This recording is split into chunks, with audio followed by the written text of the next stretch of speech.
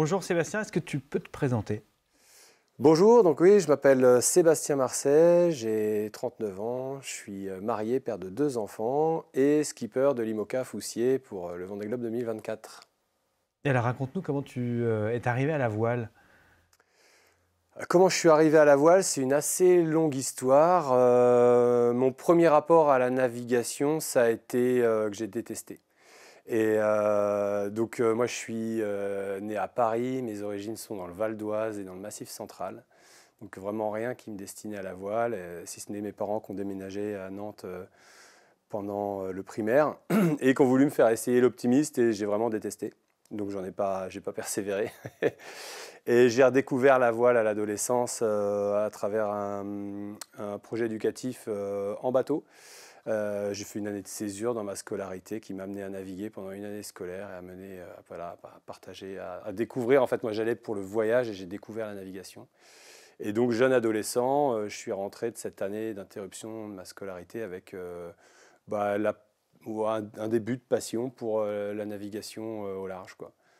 Donc ensuite, tout au long de mon parcours scolaire, je continue à naviguer enfin, autant que je pouvais, que ce soit en dériveur à Nantes, sur le plan d'eau de la Jonelière, où voilà, je faisais du laser, ou alors aussi en mer sur des petits bateaux habitables, en croisière, en course croisière.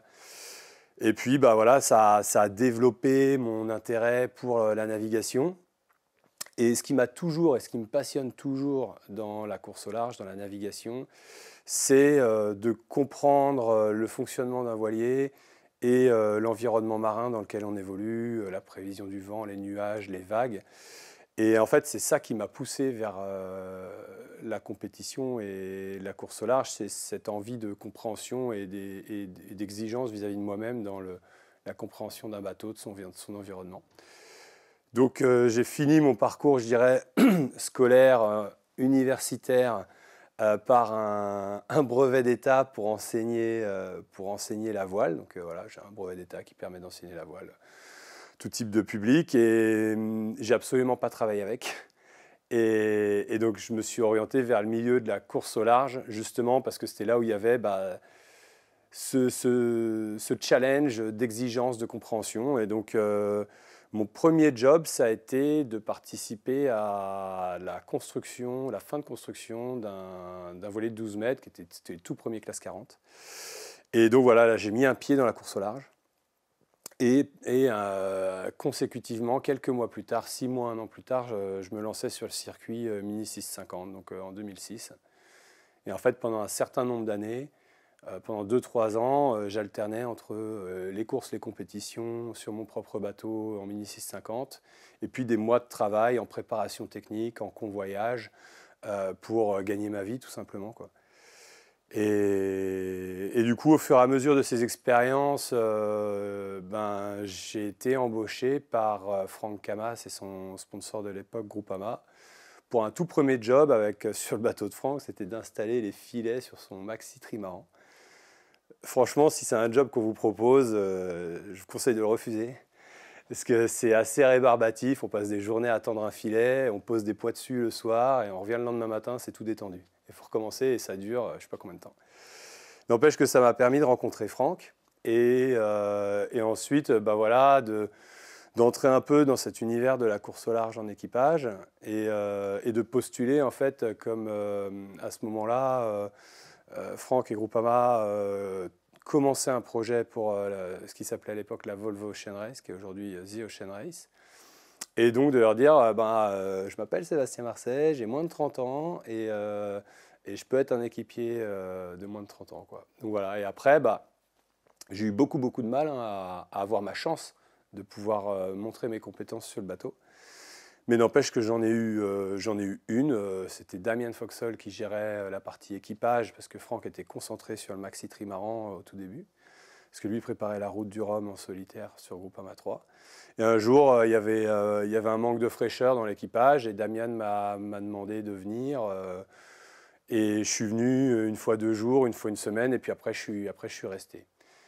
Je suis resté, je fais toute la campagne avec Franck comme équipier remplaçant de moins de 30 ans. Et puis voilà, ça m'a vraiment mis le pied à l'étrier dans le milieu de la course au large en équipage. Et après, j'ai fait ça pendant près de 10 ans, avec une seconde participation avec Charlie Enright et Mark Towil à bord d'Alvie Medica en 2014-2015. Un trophée Jules Verne l'hiver 2015-2016, beaucoup de mode 70, le Tour de l'Europe, la Route des Princes, des records, voilà, la Route de la Découverte, l'Atlantique Nord. Et puis j'ai aussi fait des tout petits bateaux, des tout petits bateaux du GC32, ces catamarans volants, et puis le World Match Racing Tour en M32, qui sont aussi des tout petits catamarans sur lesquels on fait des régates un peu sur le format de la Coupe de l'América. À quel moment le Vendée Globe devient quelque chose que tu regardes d'abord comme amateur, j'imagine, de voile, puis comme une perspective possible un jour? En fait, c'est marrant parce que je me souviens être à bord du Maxi Trimaran Spindrift. On est en mer, ça doit être quel Vendée Globe? Parce que le Vendée Globe 2016, 2016, j'étais chez Spindrift, ouais, ça devait être en 2016. Et puis on est à bord, on discutait du Vendée Globe qui avait lieu, ou auquel les coureurs se préparaient. Et je me souviens qu'on avait cette discussion, on disait ah, mais moi je ne partirai que si j'ai un bateau dernière génération, je suis capable de gagner, tout ça. Et puis moi j'avais fait cette réflexion à l'équipage, je dis moi je crois que le challenge il est tellement énorme en soi que quelle que soit la génération de bateaux, c'est un challenge énorme à relever, quoi. Donc je me suis souvenu de cette réflexion que j'avais fait à l'équipage lors d'une discussion un peu informelle, mais quelques années plus tard, quoi. Donc l'idée était quelque part là dans ma tête. Là où elle a vraiment germé, en fait, il y a eu plusieurs phases, c'est-à-dire que l'hiver 2017-2018, on me propose de repartir sur une tentative de trophée Jules Verne. Et là, à titre perso, en fait, ma femme est enceinte et on va accueillir notre premier enfant. Et j'ai préféré tout simplement rester à terre pour vivre cet événement familial. Et du coup, finalement, ce temps m'a permis de me dire, là, j'ai envie de retourner faire de la navigation en équipage réduit, en solitaire. Et donc, c'est là où j'ai un peu bifurqué par rapport à l'équipage. Voilà, je me suis inscrit à la Route du Rhum 2018, j'ai fait la Route du Rhum 2018. Ensuite, j'ai fait la Solitaire du Figaro 2019. Et puis en 2019, j'ai croisé le chemin de Romain Attanasio. On a préparé en quelques mois la Transat Jacques Vabre ensemble. Et on fait une course où franchement, humainement, on s'apprécie avec Romain, on passe des chouettes moments en mer. On est assez complémentaires en termes de ressources pour faire naviguer un bateau. Et à l'arrivée, on est tout simplement heureux de la course qu'on a faite, de notre classement, de l'expérience. Et puis, Romain, il me remercie, il me félicite et tout. Et puis là, je me suis dit, en fait, tu es largement capable. J'avais vu plein d'autres, des copains, des relations partir sur le Vendée. Mais à ce moment-là, à l'arrivée de la Jacques Vabre 2019, je me dis, tu es capable. Tu as la preuve par l'expérience que tu es capable de gérer un IMOCA. Donc, vas-y. Et évidemment, l'échéance de 2020 était trop proche. Donc, en fait, c'est en novembre-décembre 2019 que je me suis dit, voilà, mon objectif, c'est le Vendée Globe 2024. Et on y est, tu as réussi à tenir cet objectif. Alors raconte-nous un peu rapidement, mais ces 4 ans où il a fallu courir en permanence après les budgets, les moyens, parce que forcément, c'est un changement de dimension quand même dans ton aventure voile. C'est que là, être maître de son projet, c'est aussi passer son temps à régler des factures. Oui, effectivement, c'est la grosse différence. Et c'est la grosse différence, c'est que en équipage, j'avais un poste sur un bateau, j'étais vraiment concentré sur la partie sportive à 100% dans mon activité professionnelle. Et là, le spectre s'élargit complètement. Et pour le coup, il faut que je relève un challenge pour lequel j'ai, au départ, pas été formé pour être entrepreneur, aller convaincre des financeurs. C'est pas quelque chose que j'ai dans le sang. Donc il faut que j'arrive à monter le projet au départ moi-même et puis ensuite à me faire accompagner. Ça s'est fait en plusieurs temps. C'est-à-dire que en 2020, j'ai continué d'accompagner Romain en tant que skipper remplaçant puis qui est team manager. Et puis j'ai essayé de créer de l'événementiel pour ma campagne de Vendée Globe 2024. C'est comme ça que j'ai rencontré mes tout premiers partenaires. Et en fait, au départ, c'est 5-6 entreprises, 5-6 PME qui mettent un peu d'argent pour que le projet fonctionne à l'année. Et donc voilà, et puis en fait rapidement, ces entreprises qui sont un peu... En fait, j'ai bâti un club d'entreprises qui s'appelle Cap Agir Ensemble, en écho au fonds de dotation que je soutiens, qui est Handicap Agir Ensemble. Et ces quelques partenaires qui sont fondateurs de Cap Agir Ensemble, en fait, ils se rendent compte que j'ai un besoin en compétences qui est énorme. J'ai un besoin en ressources humaines, j'ai un besoin... Et donc finalement, ces partenaires m'ont détaché du temps de certains de leurs salariés. Voilà, Springcard pour la communication, le cabinet Lafayette Patrimoine pour la partie gestion de budget, la partie, contractuelle, tous ces sujets-là. La partie démarchage aussi qui est énorme. Et donc mon équipe, elle a commencé... En fait, ma toute première équipe, c'est mes partenaires initiaux. Et donc ça, on est en 2021. Je suis toujours avec Romain. Et en parallèle, on prépare ensemble la Transat Jacques Vabre 2021. Donc j'ai un volet sportif avec Romain, puis j'ai un volet entrepreneurial sur le montage de mon projet. Ils se croisent de temps en temps. Par exemple, j'invite tous mes partenaires et puis tous les prospects sur la Jacques Vabre 2021, enfin au départ, à faire une demi-journée partenaire où on échange, on voit les bateaux. Et puis en 2022, là c'est l'année de la Route du Rhum, c'est du solitaire. Il faut son bateau, quoi. Donc j'étais dans un questionnement qui était qui tournait un peu en rond, c'est-à-dire les sponsors potentiels disent ben oui, mais alors vous allez le faire avec quel bateau votre Vendée Globe? Et puis les banques qu'on interroge pour avoir des prêts pour pouvoir acheter les bateaux disent ben oui, mais nous il nous faut des contrats de sponsoring signés. Et donc en fait il y a une personne qui a été vraiment décisive dans cette affaire. C'est Éric Nigon, qui est l'ancien propriétaire du bateau. Avec Éric, on a une relation assez particulière parce que on s'est rencontrés autour d'un naufrage. En fait, il m'avait confié un de ces bateaux avec lequel j'ai fait naufrage au milieu de l'Atlantique. Et j'avais été récupéré avec mes deux équipiers par un cargo russe-ukrainien. On avait fini à Boston alors qu'on devait aller en Europe. Et en fait, on a lié une amitié, quoi. Et donc au moment où lui, il est propriétaire d'un IMOCA, son bateau n'est pas en vente. Puis j'appelle Eric, puis je dis, bah, tu veux en faire quoi de ton bateau? Il me dit, bah, il sera peut-être en vente. Et donc en fait, voilà, il a permis, Eric, à travers une transition assez douce, de déclencher le truc en disant, bon, bah, maintenant il y a un bateau. C'est ce bateau-là. Et ce ne sera pas un autre, parce que ce n'était pas possible avec un autre bateau.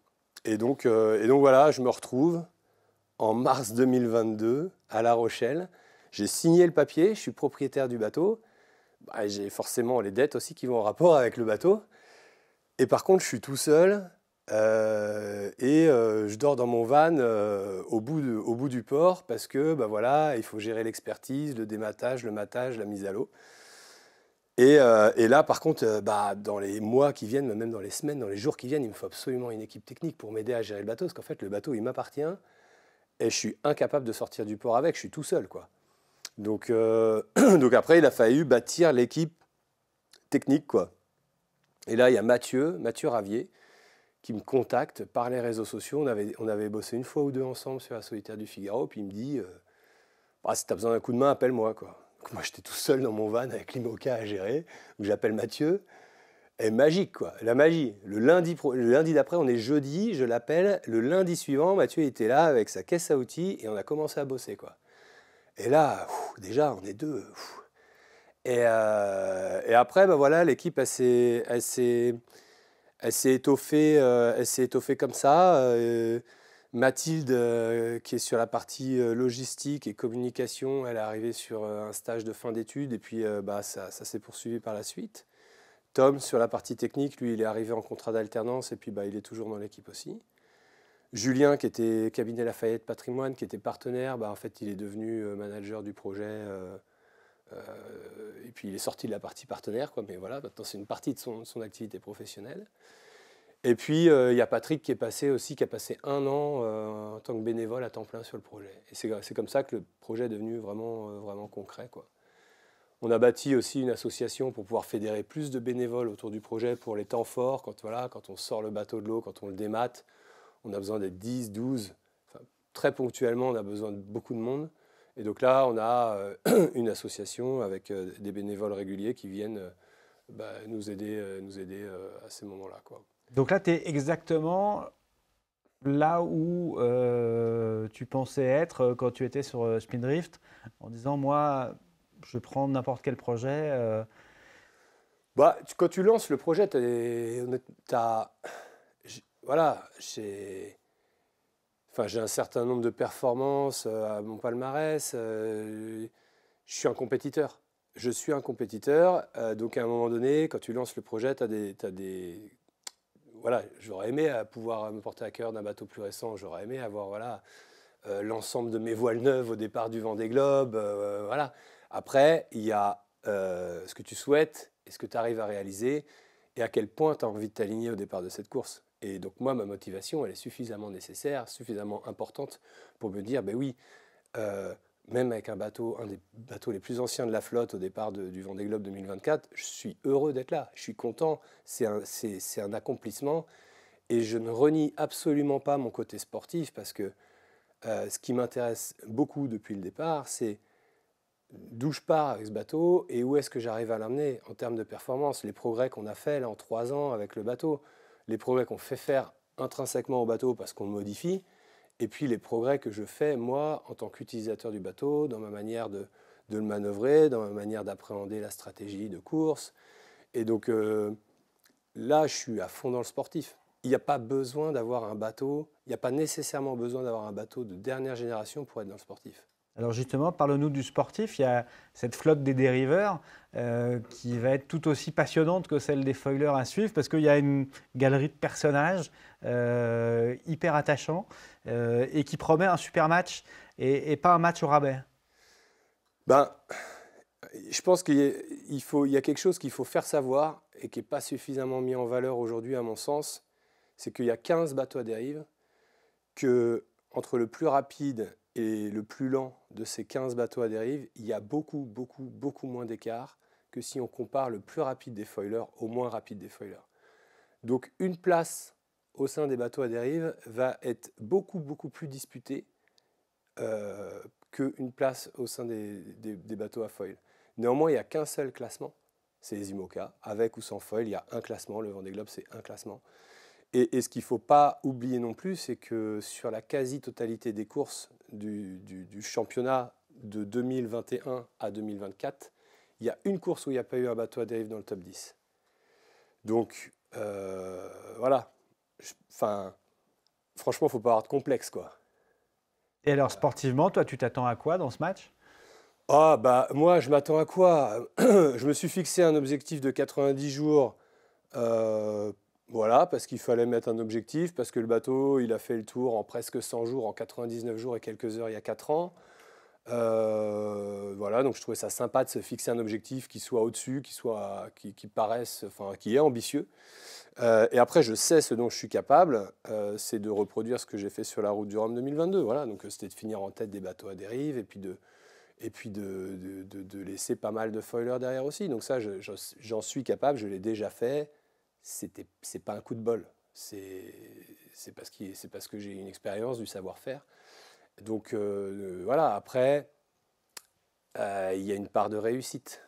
Moi, j'ai un souvenir de cette arrivée du Rhum où tu étais arrivé extrêmement fatigué avec un dernier tronçon autour de la Guadeloupe où tu étais carrément perclus de crampes et où physiquement c'était extrêmement éprouvant parce que le bateau est ancien, que il est assez exigeant physiquement. Est-ce que tu vas pouvoir maintenir ce rythme-là pendant 3 mois? Ah, je sais pas, j'ai pas la réponse. Non, mais n'importe lequel des skippers adapte le rythme de sa course en fonction de la longueur. C'est voilà, c'est donc. Est-ce que je pourrais tenir sur le rythme d'une transat? Probablement pas, mais je pense que personne ne le pourra. Ce qu'il faut, c'est trouver le bon rythme. Et après, bon, effectivement, j'étais arrivé très fatigué. En fait, pour la petite histoire, on a essayé sur la route du Rhum de mettre une pièce qui, sur mon bateau, j'ai un tunnel qui va du pied de mât jusqu'au cockpit et par lequel peut passer des grandes, grandes quantités d'eau. Donc en fait, quand on regarde le bateau, on se dit, ah, le skipper, là, si vous passez voir le bateau au ponton, super bien abrité, il y a une méga casquette, c'est génial, il doit être au chaud là-dedans et tout. Non, pas du tout. À chaque fois que le bateau enfourne, voilà, il y a 60 ou 70 litres d'eau qui passaient par le tunnel et qui venaient m'asperger dans le cockpit, quoi. Et donc, en fait, au départ de la route du Rhum, on a mis une petite pièce pour boucher ce tunnel, sauf qu'on l'a fait voilà, dans les 10 jours avant le départ, parce que le projet était naissant. Et en fait, cette pièce, elle crée tellement de friction sur tous les bouts que je m'épuisais sur les manœuvres. Donc le bateau, effectivement, il est ancien, donc tous les mécanismes, l'accastillage, bah, ça a un peu d'âge, c'est un petit peu plus lourd, donc ça demande plus d'efforts qu'avec des pièces toutes neuves, avec des roulements tout neufs. Néanmoins, on l'a quand même pas mal amélioré par rapport aux moyens dont on dispose. Donc ça, vraiment, je tire mon chapeau à toute l'équipe technique qui a fait un travail fantastique là-dessus. Donc voilà, après, le rythme, non, je pense qu'il faut forcément réussir à l'adapter à la durée de la course.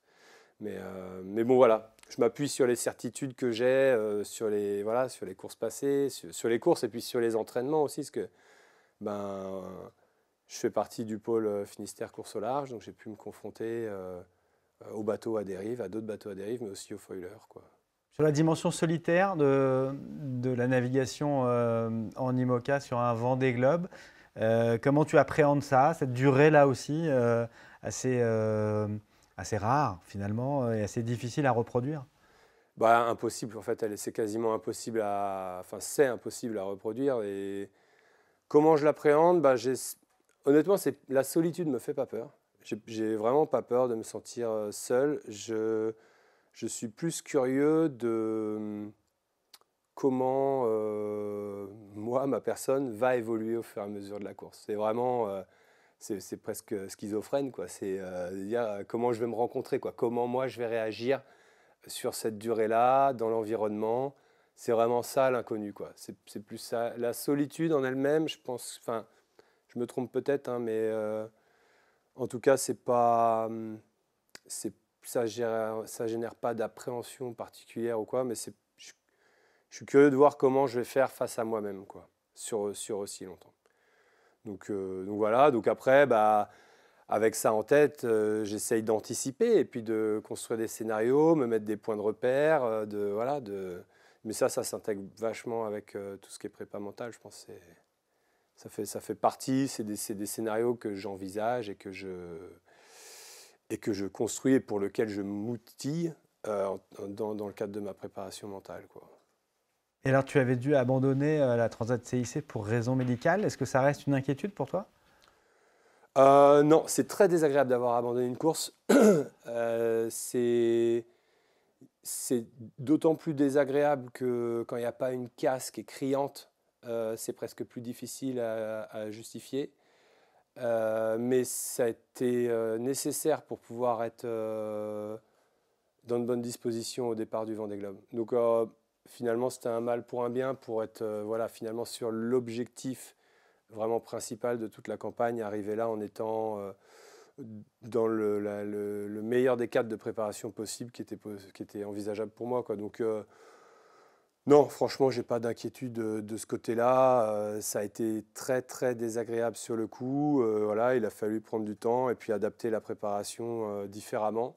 Mais honnêtement, en fait, le travail qu'on a fait pendant tout le reste du printemps et l'été, l'automne, ça m'a laissé pour le coup la liberté de me préparer sans contrainte temporelle, quoi. Et ça, c'est quelque chose qui n'était jamais, jamais, jamais arrivé depuis 2022, où en fait le système de qualification, quelque part, était nécessaire parce que voilà, il y a comment dire, non, c'est plus de prétendants que de places, donc il fallait un système avec ses imperfections, hein, pour départager les participants. Mais c'est vrai qu'on a beaucoup couru après répondre à des obligations. Et là, d'avoir quelques mois où en fait on peut construire soi-même sa préparation, définir ses axes de travail, aller les tester en mer, revenir, modifier, repartir. Et ben, j'ai trouvé que c'était une des périodes où en fait qui m'a permis le plus de progresser sur tout l'ensemble du cycle, quoi. Sur l'aspect parcours, est-ce qu'il y a des zones qui t'inquiètent ou au contraire que tu attends avec impatience? Tu as l'expérience des Volvo, donc tu as parcouru toutes ces mers. Qu'est-ce que tu attends de ce parcours? Ben oui, forcément, il y a des zones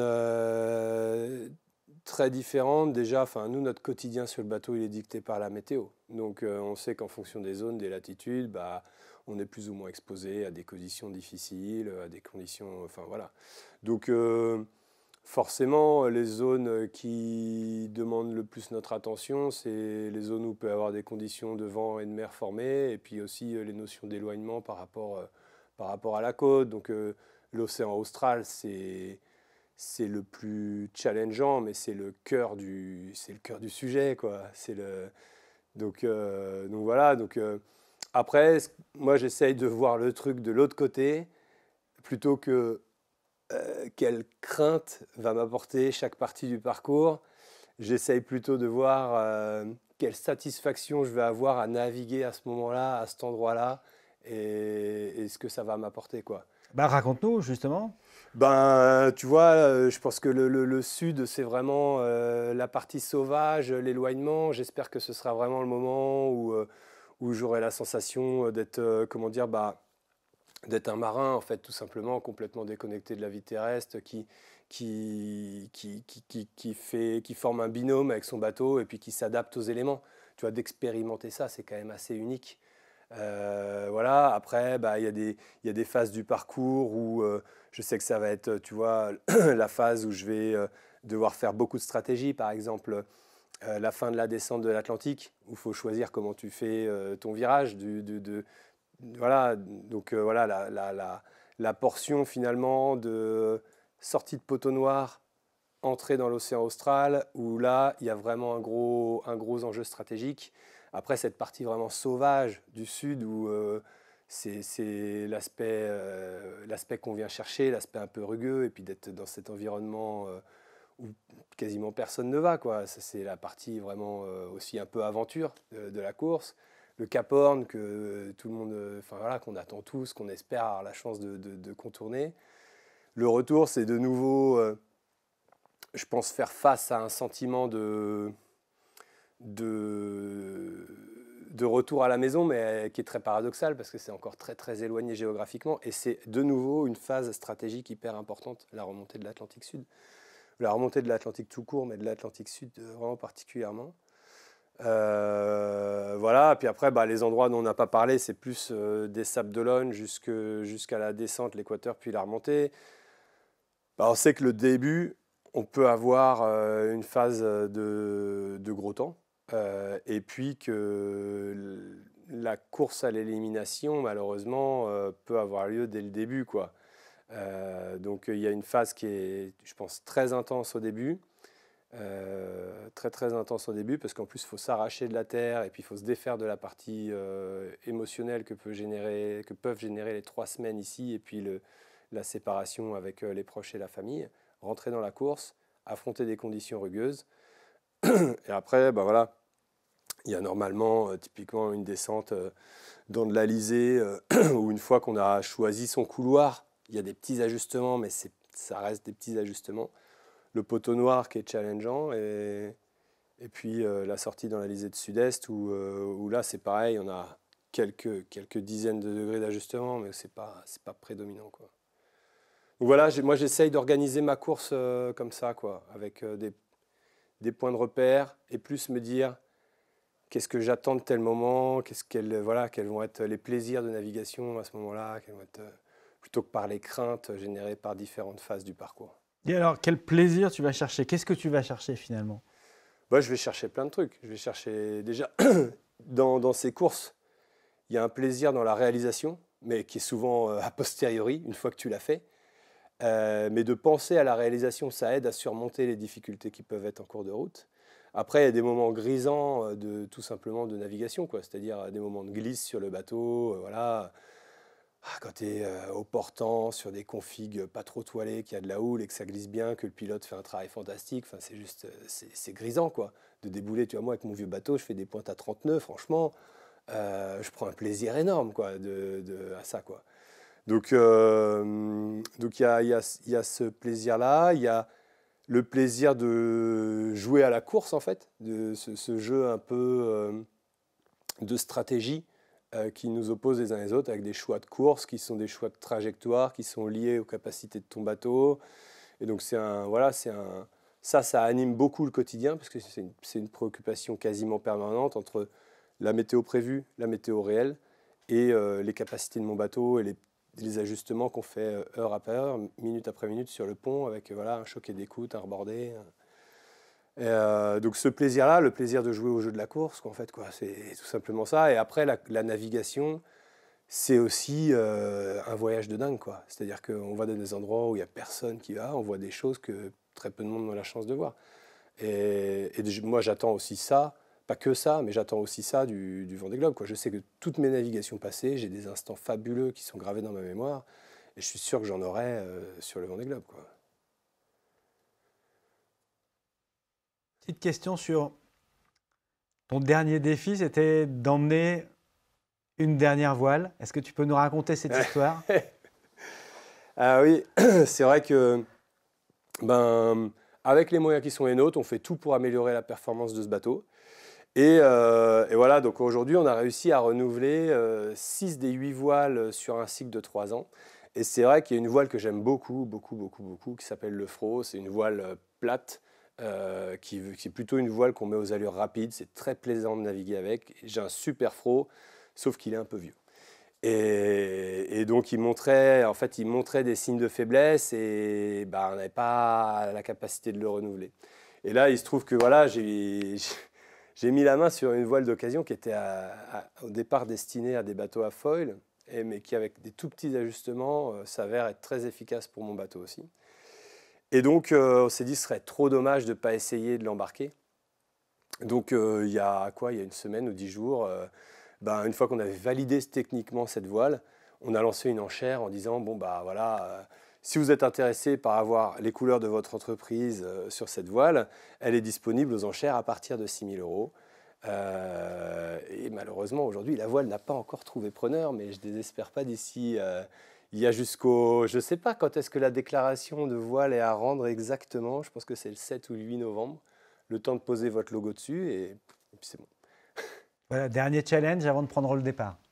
Oui, bah, c'est sûr que la partie, dernier challenge, voilà, la partie, les 3 semaines là, qui débutent aujourd'hui au Sable d'Olonne, elle est très importante pour la partie terrestre du projet.